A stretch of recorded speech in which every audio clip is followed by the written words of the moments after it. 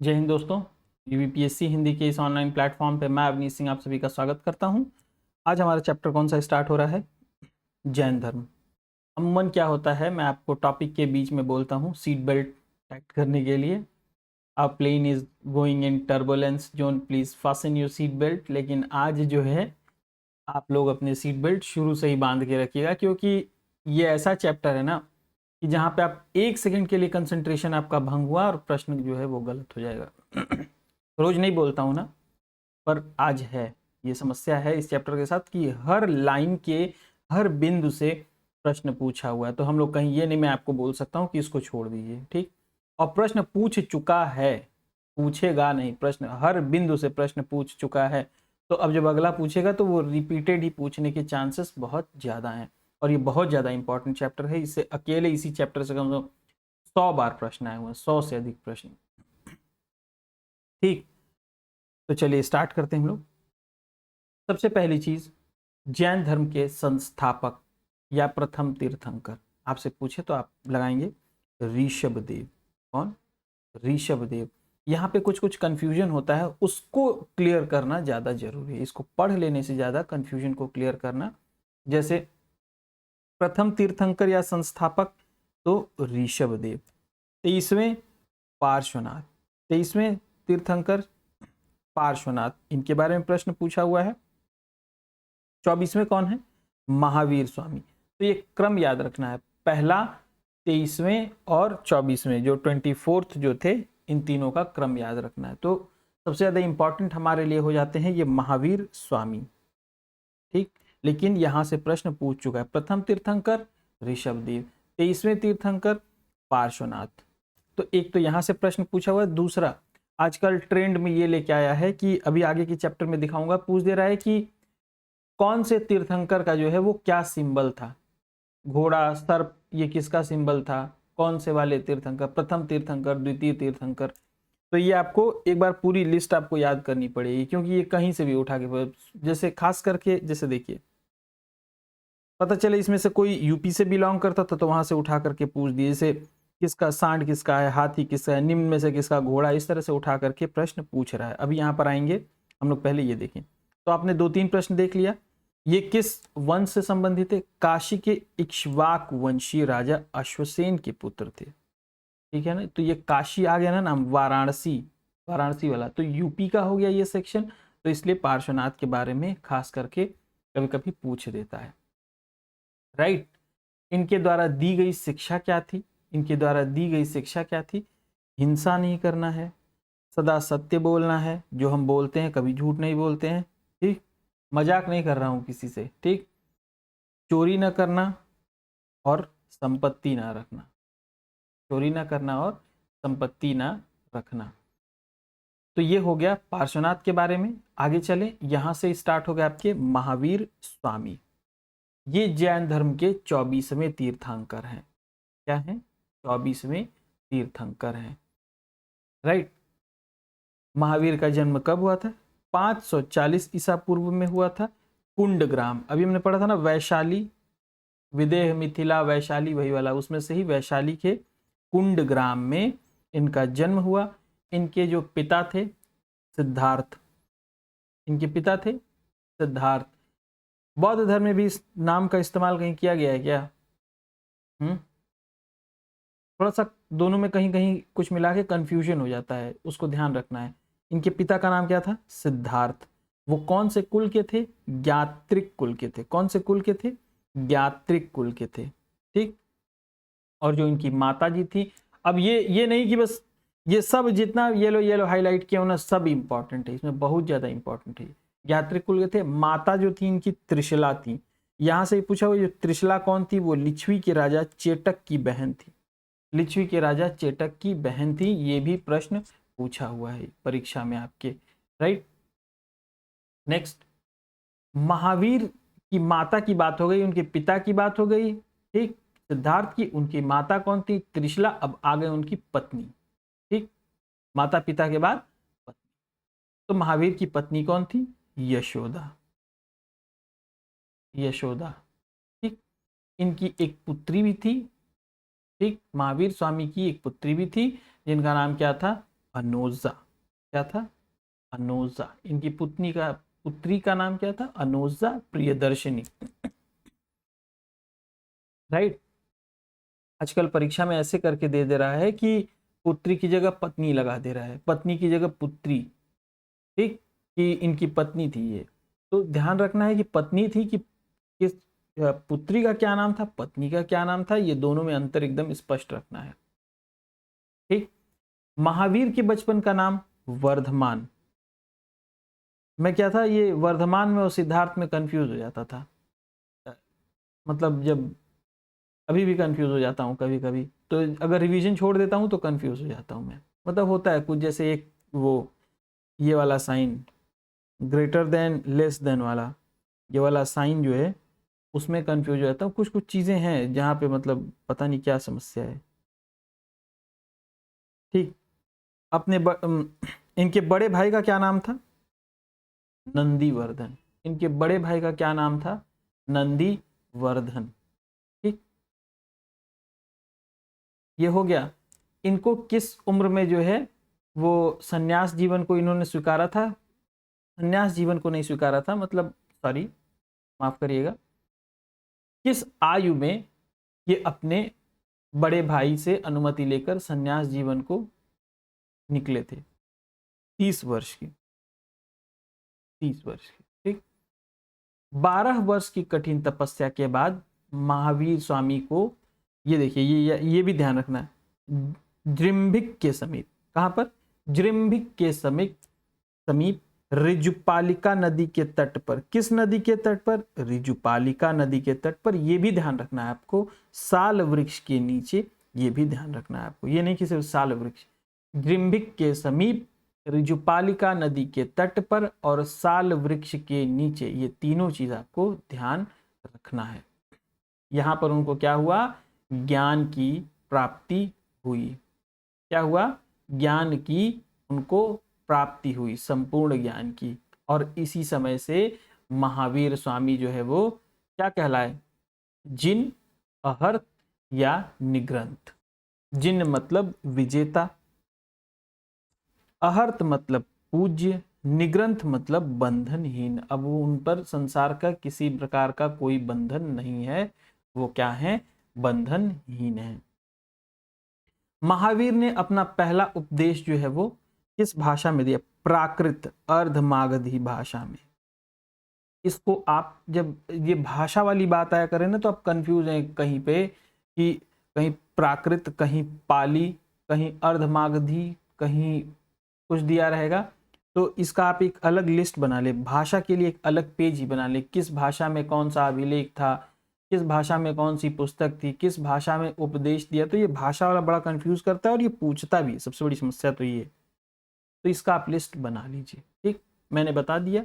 बाकी जो लोग गंभीर होंगे एग्जाम के प्रति, जो लोग चाहते हैं कि मेरा प्रश्न ना गलत हो एग्जाम में, वो लोग बना लें, बाकी लोग ऐसे ही छोड़ सकते हैं।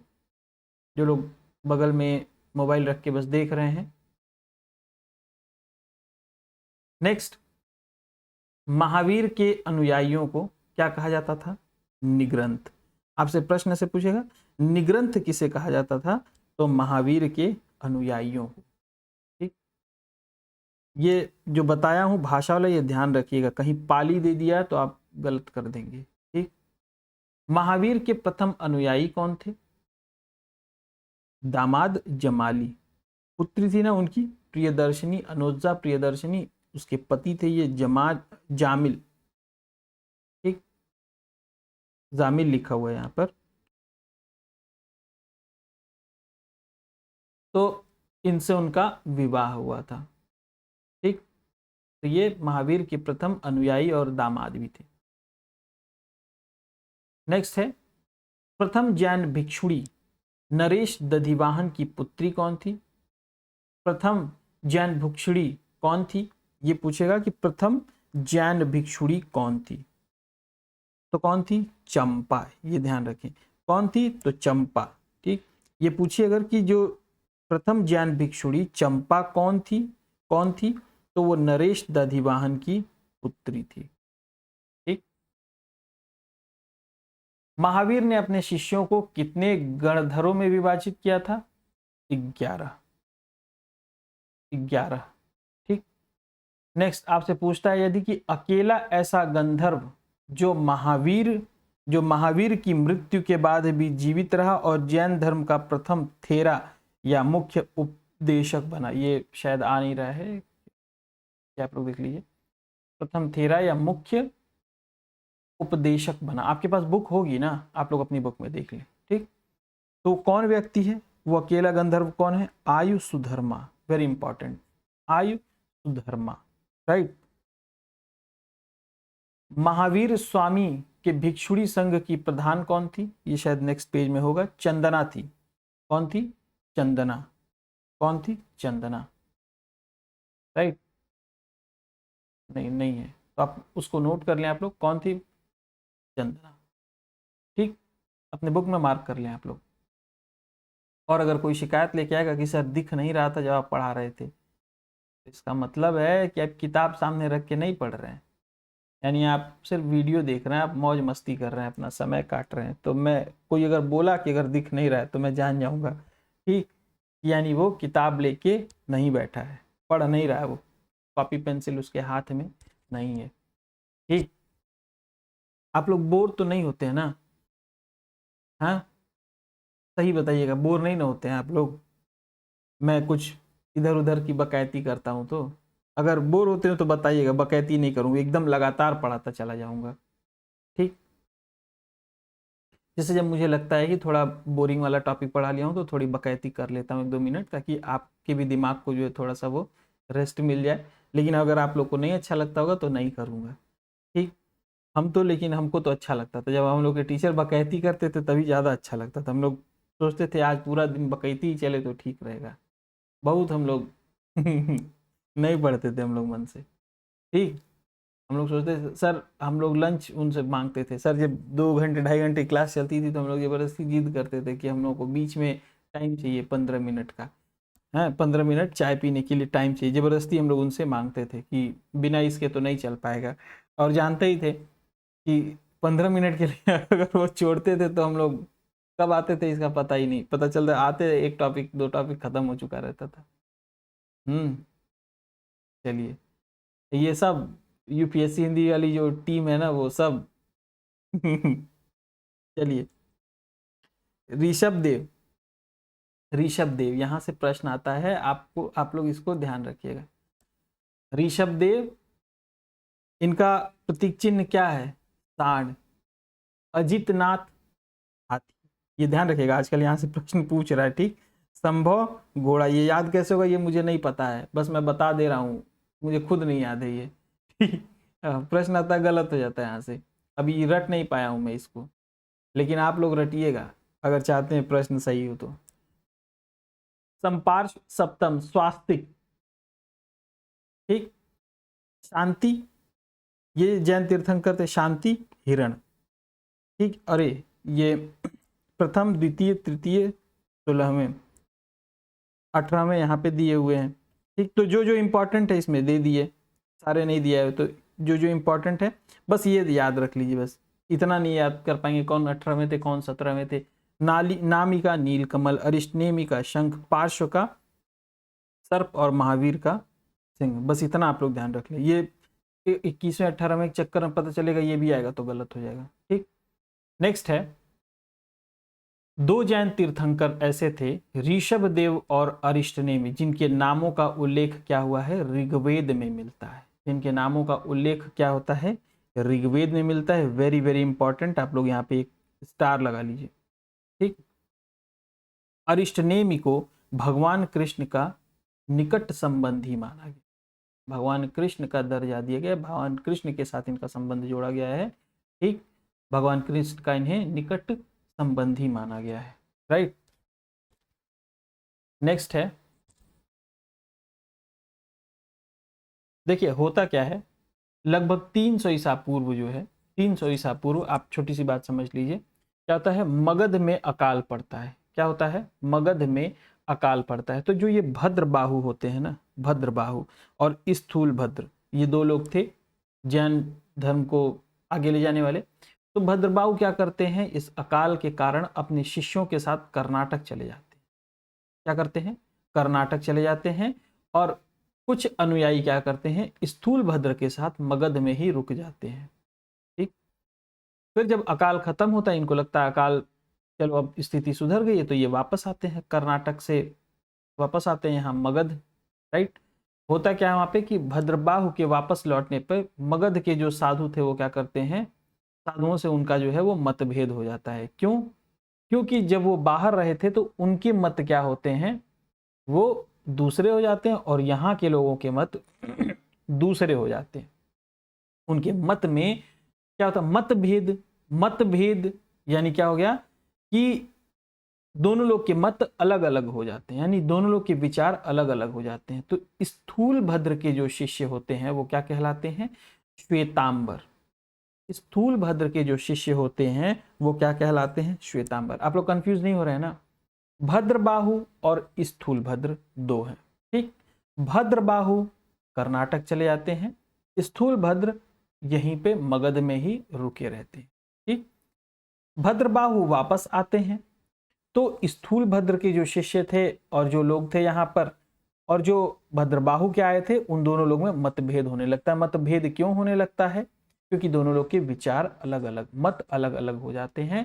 श्वेतांबर क्या होते हैं, ये लोग श्वेत वस्त्र धारण करते थे, सफेद रंग का कपड़ा पहनते थे, श्वेत वस्त्र धारण करते थे, जबकि दिगंबर जो है वो क्या, नग्न रहते थे। तो एक जब कपड़े पहनेगा और दूसरा नग्न रहेगा तो मतभेद तो होगा ही, और दोनों के अपने अपने विचार हैं।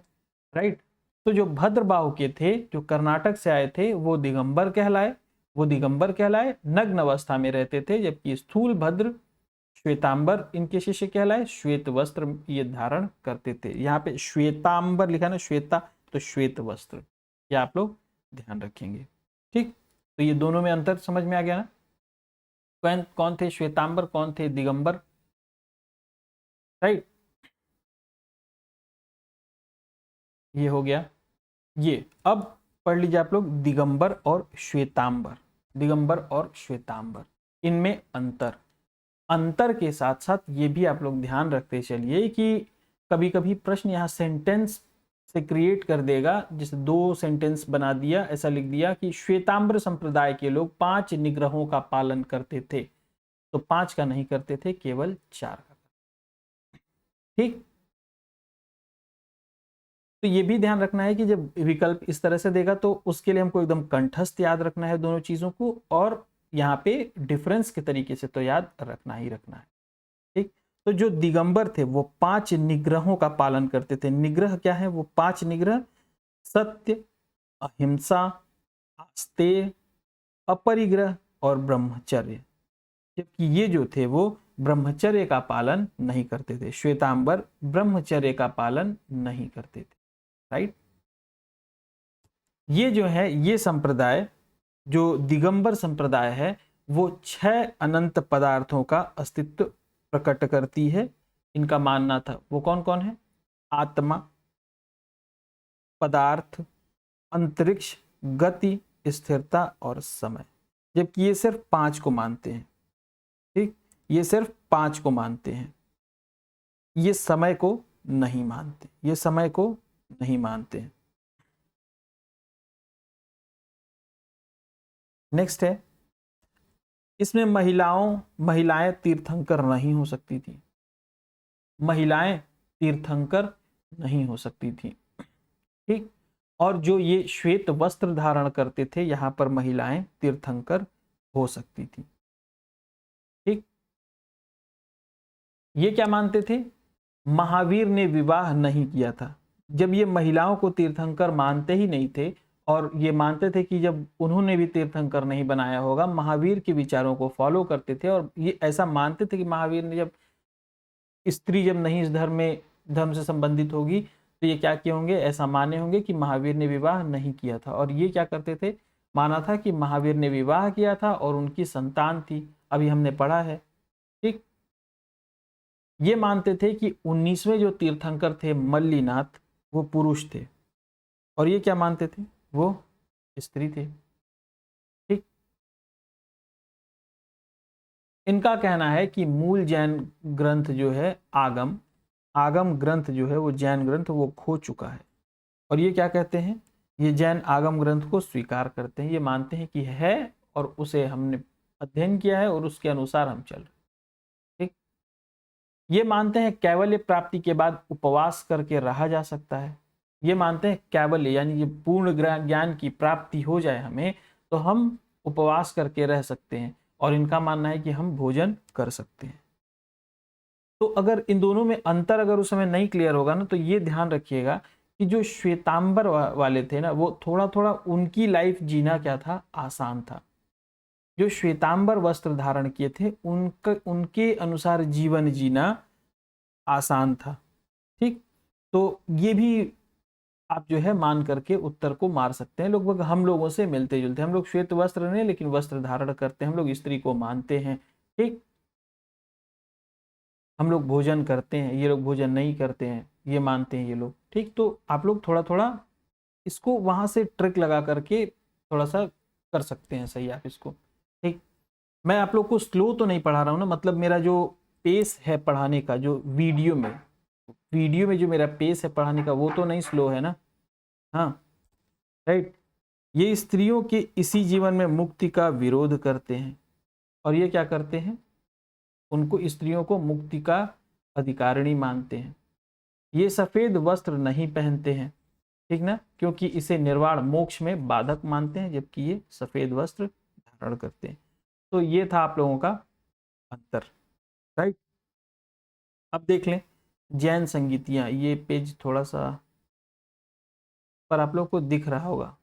अगर कोई बोलेगा कि नहीं दिख रहा है, तब इतना दिख रहा है कि आप बुक में मार्क कर लें। ठीक, प्रथम संगीति, ये रही संगीति, किस वर्ष हुआ, किस स्थल पर हुआ, और उसके अध्यक्ष, ये सब इंपॉर्टेंट है। ये सब इंपॉर्टेंट है। ठीक, तो प्रथम संगीति 300 ईसा पूर्व हुई, पाटलिपुत्र में हुई, और अध्यक्ष कौन थे, उसके स्थूलभद्र थे। द्वितीय 512 में हुई, वल्लभी जो कि गुजरात में स्थित है वहां पर हुई। पाटलिपुत्र कहां पर है बताइए आप लोग कमेंट करके। वल्लभी गुजरात में है, और ये इसके जो अध्यक्ष थे वो क्षमाश्रवण, कौन थे, क्षमाश्रवण। जैन धर्म के त्रिरत्न क्या थे, सम्यक दर्शन, सम्यक ज्ञान और सम्यक आचरण, यानी सही विश्वास, सही ज्ञान और सही आचरण। ठीक, त्रिरत्न के अनुशीलन में निम्न 5 महाव्रत का पालन अनिवार्य था। किसका किसका, अहिंसा, सत्यवचन, अस्तेय, अपरिग्रह और ब्रह्मचर्य। ये 5 महाव्रत है, इनको अब ध्यान रखिए। ठीक, जैन धर्म में 4 वरों का सिद्धांत भी है जो इसे लोकप्रिय बनाने में सहायता किया था। शिक्षा, अन्न, चिकित्सा और आवास, राइट। जैन धर्म में ईश्वर की मान्यता नहीं थी, तो ये तो हमने पढ़ ही लिया, नास्तिक थे ये, राइट। तो आज के लिए इतना ही, कल से स्टार्ट करेंगे हम लोग अपना बौद्ध धर्म। ठीक, तो आज के लिए इतना ही। जय हिंद।